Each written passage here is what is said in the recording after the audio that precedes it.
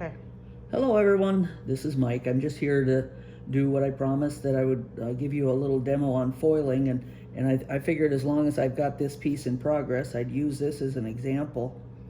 And first of all, a thank you to Debbie, who's being my videographer, and a reminder that I'm neither a professional teacher or glass person. She's not a professional videographer, so bear with our maybe technical imperfections or whatever the heck you want to call them. I don't care.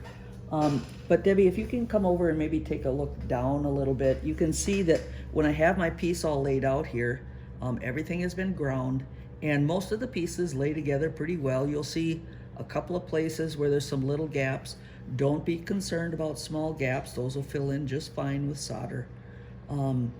But so everything is kind of inside all of the lines, so it's pretty much a square piece. And so yeah, now we're just gonna go to foiling. And I usually like to start from a corner and work across. Some people start in the middle and work out. You'll develop your own style. But before you start foiling, I want you to take all of your pieces and you look along these edges.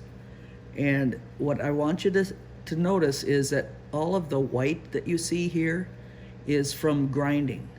What you want to make sure is that none of the white that you see is from glass dust. And at the same time, I want to give you a warning. I just did something I probably shouldn't do, and that is I'm above the glass, but I rub my hand on the glass.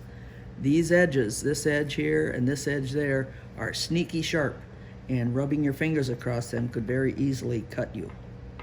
So this is the piece we'll foil. It's got both straight edges and curved ones, so I thought that would help.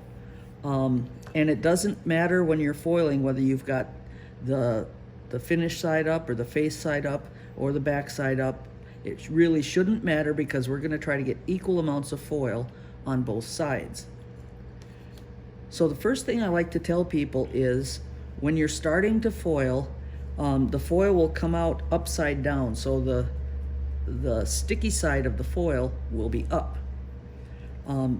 But you'll notice that I've got a little bit of extra there of the sticky side, or the what do you call that? I don't know, the backing. Thanks, Debbie.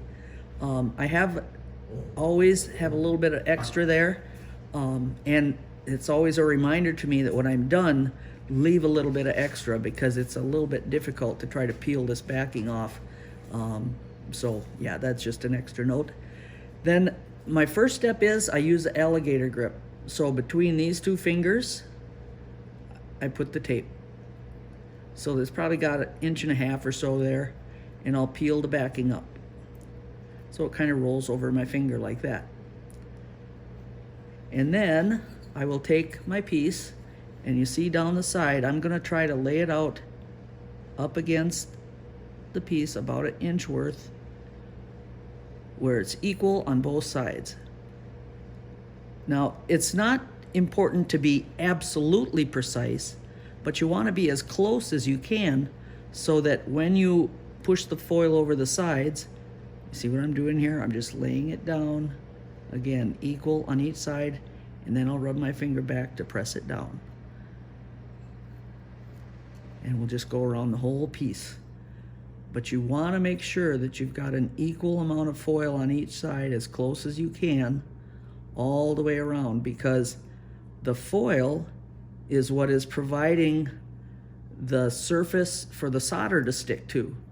And the solder is the only thing that holds this thing together, your finished piece. So you need to make sure that that's as smooth and as even as you can for a couple of reasons. One, so that it looks nice on both sides of your piece, and two, so that your solder lines are straight. I don't know, Debbie, can you see down the side or down the middle? Does it look like it's pretty straight? Yep. Okay, good. So we'll just keep going around, and this is the first step in foiling. And I kind of, I guess, hold it a little bit tight with this hand, with my left hand as I'm going.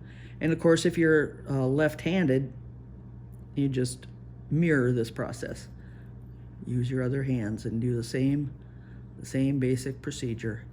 and I'm following all the way around the glass. You see we're almost to where we started, and I'm going to overlap it about 1/4 of an inch. And try to make sure that they line up really good. And then you take your little scissor, snip off that 1/4 of an inch overlap, and press it down. Okay? The next step is going to be take a tool like this. And there's several different ones. Some people like to use this. They're called FIDs for some reason, F-I-D. Others use a tool like this. We've got a lot of these at the lab. And other people use these. This is called a Lepinit FID. And it's actually one of my favorite tools. I use that really for inside corners just because it works really good to kind of roll it around. But what we're going to do with it is we're going to go first on the edges and just press it down. We're pressing it down on the edges because we want to make sure that we've got good contact between the adhesive and the glass. And we're going to go around all the sides and do that.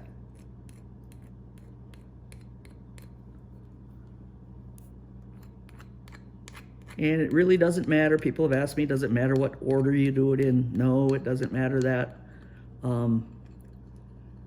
Just again, you don't want to over push on it. I mean, you're trying to get it to adhere, but you don't want to squeeze all the adhesive out either. So I guess what I'm trying to say is good is great, but this is one of those cases where pressing extra hard is not better. Okay, so the next thing we're going to do is we're going to start pushing the foil down on the sides just with our fingers at first. And so I start right in the middle of the biggest flat side. That's just my way of doing it. You'll probably develop your own. And I just kind of push it down on both sides with my 2 fingers right until just before I get to an end. Because I want to get the side I'm pushing down tight, but I want to leave the top up just a little bit so that I can push that down, kind of like I'm wrapping a Christmas present. Okay, Debbie, like I would be wrapping a Christmas present. I get it. Debbie does all the wrapping. That's why she's probably sitting there silently chuckling in her head. In any place I come to an angle or kind of a change in the direction of the glass, I kind of do that bending of the corners. Like there's another one, and I bend it, and I go all the way around. Okay, so that's very close to being done, but the last thing we need to do is called burnishing. And again, we use our FID, and the idea is, I don't know if you can see, I'm trying to tip it with the light so you can see there's little bumps and ridges where just using your fingers, it's just not down tight. So we're gonna use the FID to do that on the first side, and I'll show you on the second side another tool that you can use. So I'm just gonna set it down on my board here, and I'm gonna press it down. And you'll see that there's an angle to this FID. I like to use this angled side. Just personal preference, but I feel like I get a better contact all the way across. And again, I'm not trying to squeeze the adhesive out, just trying to get the bumps off, because if you don't, what's gonna happen is the solder, when it's hot, it's molten, right? And so it could flow underneath the foil rather than on top of it. So now this side looks pretty good. I got all the majority of the flat spots or the bumps out. Again, I could probably go over it 100 times and still find other bumps, but I just want to make sure again that I've got good adhesion to the glass and that there's no air pockets underneath. And if you rub your hand along the side, you would be able to feel, here, you want to do that in a video? You can. That you'll be able to feel that there's no ridges. So now on the other side, I'm going to use another tool. It's called Foil Burnisher, but it's a roller, and you can see where it's been used quite a bit. And there's some people that like that better. I know, Kara, if you're watching this, I know you like this better. But you're just basically taking it and rolling it along the edges. And again, you don't have to push real hard. but it just flattens out the foil and makes a good adhesion. Some people, this is their favorite tool. Others, not so much. A lot of people prefer doing things the manual way. And in fact, if you don't have this, or you don't have that, many people I know will just use any kind of a Sharpie and just use the flat edge of that. So there's all kinds of tools that you can use. But folks, that's all there is to it. That's a completely foiled piece. And now we can put it in place and move on to the next one.